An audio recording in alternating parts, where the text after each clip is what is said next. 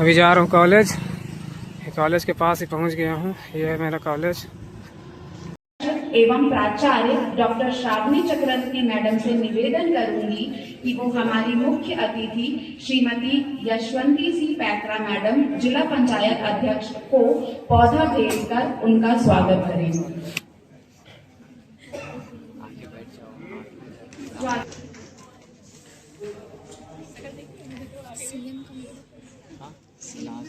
स्वागत की अगली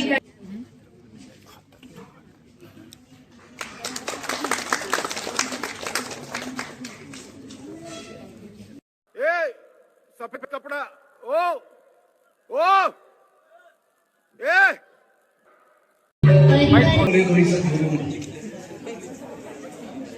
दो शब्द हो गया।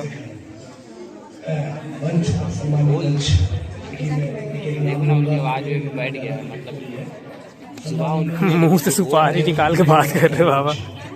ये मुंह से सुपारी निकाल के बात कर रहे बाबा।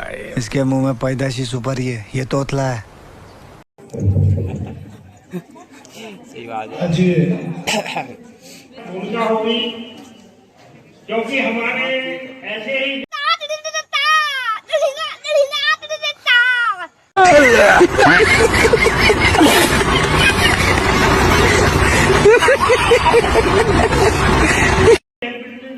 उस समय जो कि तत्कालीन प्रधानमंत्री श्रीमती इंदिरा गांधी जी को उनके चुनाव में अयोग्य घोषित कर दिया गया था हाईकोर्ट के द्वारा। और निश्चित रूप से उन्हें, यदि हमारी लोकतांत्रिक बातें थी तो जैसा कि विपक्ष इस्तीफा मांगना चाह रहा था तो इस्तीफा देना चाहिए था, लेकिन उन्होंने अपने बंद हो जाए। आदरणीय प्राचार्य महोदय एवं कार्यक्रम के समस्त अतिथि, अन्य महाविद्यालय से आए हुए छात्र और इस आयोजन समिति के सदस्य एवं विकसित भारत के अंतर्गत आने वाले प्रत्येक नागरिक का मैं हार्दिक आभार व्यक्त करता हूं कि उन्होंने इस सुंदर कार्यक्रम का आयोजन किया। जैसा कि आप सभी को पता होगा कि ये कार्यक्रम हर वर्ष नेहरू युवा केंद्र के द्वारा आयोजित किया जाता है और उसी कड़ी में इस वर्ष भी इस कार्यक्रम का आयोजन किया गया है।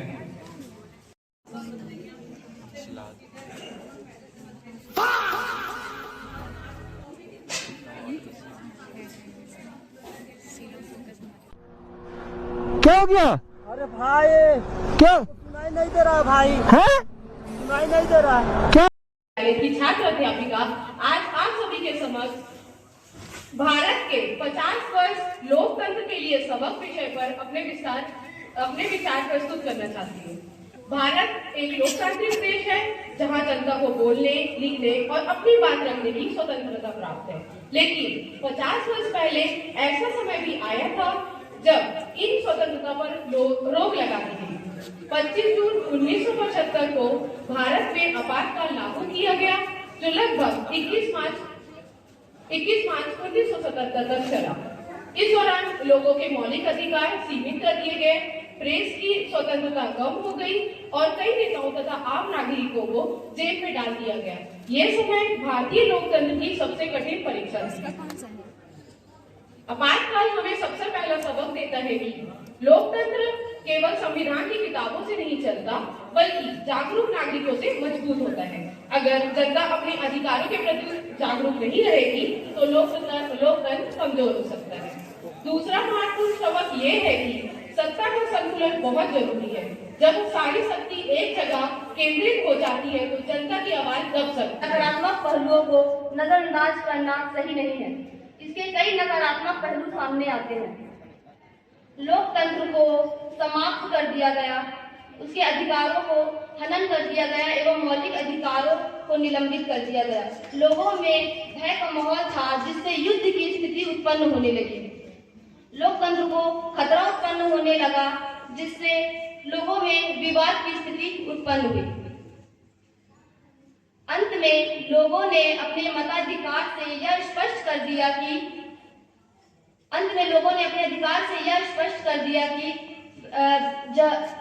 देश में जनता ही और लोकतंत्र ही सर्वोपरि है। इसी पर मैं कविता प्रस्तुत करना चाहूंगी। कि मेरे सीने में न सही तुम्हारे सीने में सही आग कहीं भी हो आग जलनी चाहिए। मेरे सीने में न सही तुम्हारे सीने में सही आग कहीं भी हो आग जलनी चाहिए। मैं सिर्फ हंगामा खड़ा करने नहीं, मेरी कोशिश है कि सूरत बदलनी चाहिए। अंत में मैं यही कहना चाहूंगी कि केवल नकारात्मक पहलुओं को नहीं देखना चाहिए, बल्कि हमें यह सीख देती है कि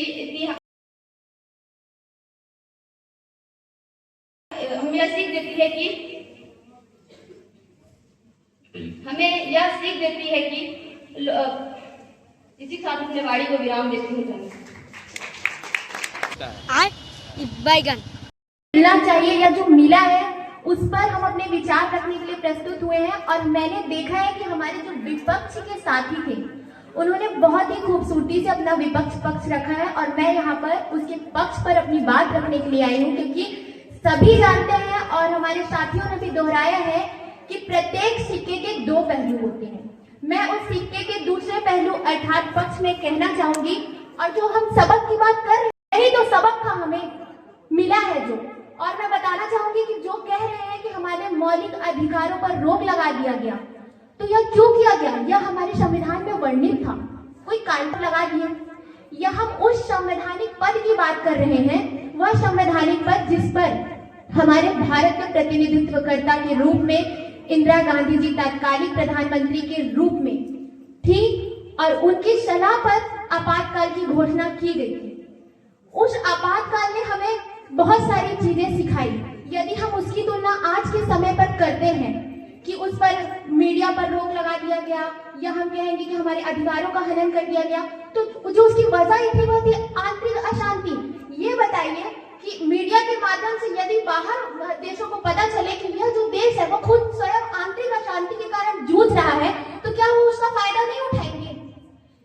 सीधा सीधा जो संविधान था हमारा, उस पर उसने हमारे संवैधानिक पद पर जो हमारे भारत का नेतृत्व कर रही थी, उन्हें यह अधिकार प्रदान किया गया था कि वह आंतरिक अशांति को देखते हुए वह आपातकाल की घोषणा कर सकती है।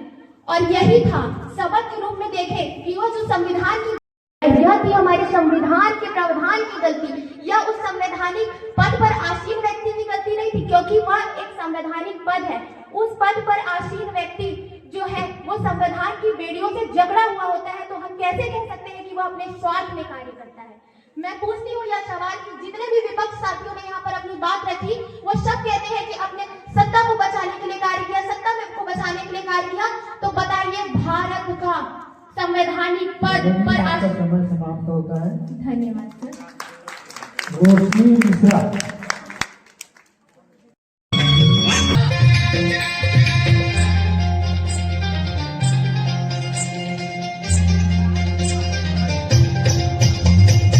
हरी हरी नाम मोरे नहा नरी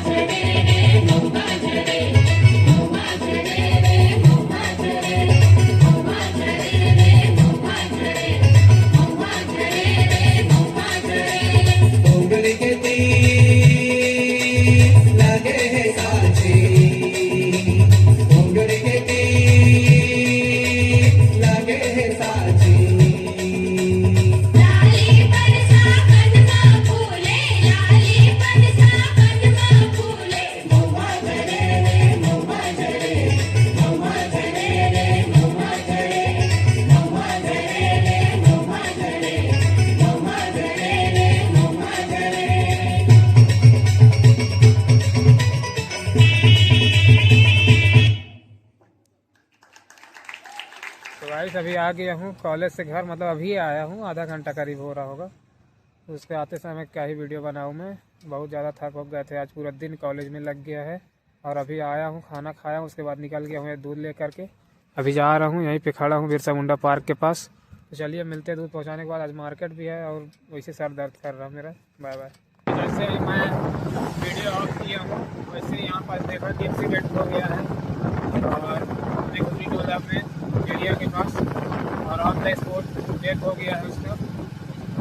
तो यही बताना था आप लोगों को, तो सोचा बता दूँ क्योंकि फैमिली को पता होना चाहिए। तो ले गए हैं, उसके घर वाले आए थे, उसको ले गए हैं। दैट्स व्हाई मैं मना करता हूँ कि गाड़ी धीरे चलाना चाहिए।